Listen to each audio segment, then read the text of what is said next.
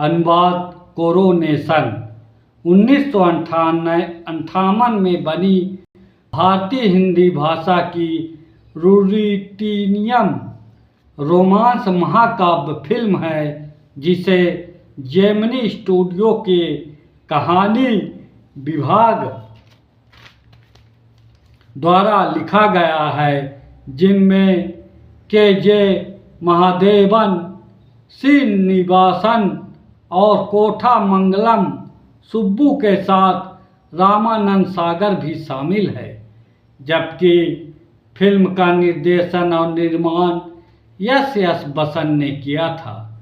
Film में वैजयंती माला, Gemini Ganesan और पद्मिनी मुख्य भूमिकाओं में हैं। साथ ही पाड़, गजानन, जगीरदार, विपिन गुप्ता, मनमोहन कृष्ण, ललिता पवार, दुर्गा खोटे, आना सम्मी जैसे कलाकार भी संगीत श्री रामचंद्र जी ने तैयार किया था। चंद्रशेखर, जिसे संक्षेप में चंदर कहा जाता है, अपनी बहन सावित्री के साथ एक जहाज पर रहता है और काम करता है। जहाज का कप्तान उनका पालन पोषण करता है। अब चंदर सावित्री की शादी में व्यस्त हो जाता है और एक अच्छे परिवार में बस जाता है। शादी से पहले सावित्री का सेनापति दुर्जय सिंह अपहरण कर लेता है और अपनी इज्जत बचाने के लिए वह चंदर के सामने आत्महत्या कर लेती है।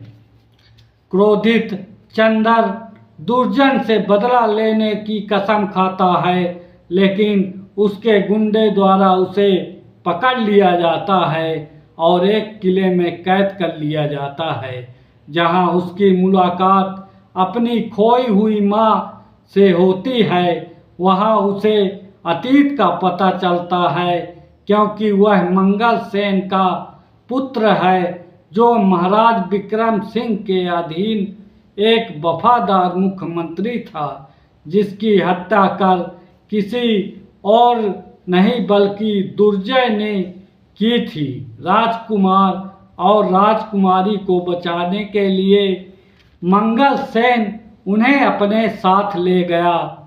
दूसरी ओर उसकी पत्नी अपने बेटे और बेटी को नाव से लेकर भागने लगा। हालांकि मंगल सेन ने भागने में सफल रहा, जबकि उसकी पत्नी असफल रही और दुर्जय के गुंडों द्वारा पकड़ी गई। अपने बच्चों को नाव पर छोड़कर उन्हें उनके माता पिता से अलग कर दिया। अब चंदर भागने को कामयाब हो जाता है और एक जहाज पर पहुंचकर उसे घमंडी राजकुमारी मंदाकिनी के पास पहुंचा देते हैं, जो चंदर को जीवन भर के लिए अपना गुलाम बनाना चाहती है। दूसरी ओर मंगल सेन, जो अब सरदार बन चुका है, राजकुमारी पद्मा और राजकुमारी के साथ मिलकर गांव वालों को दुष्टों से लड़ने की ट्रेनिंग देता है। संगीत श्री रामचंद्र ने तैयार किया था और गीत पी.एल. संतोषी ने लिखा था। यह फिल्म 1958 में तमिल फिल्म बाजीकोट्टा की रीमेक थी, जिसे एस बसन, जेमिनी गणेशन के साथ पद्मिनी के साथ निर्देशित किया था। यह फिल्म अलेक्जेंडर डम्स की 1844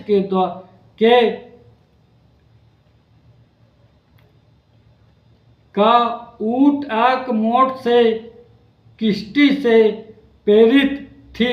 रिलीज की तारीख 1958।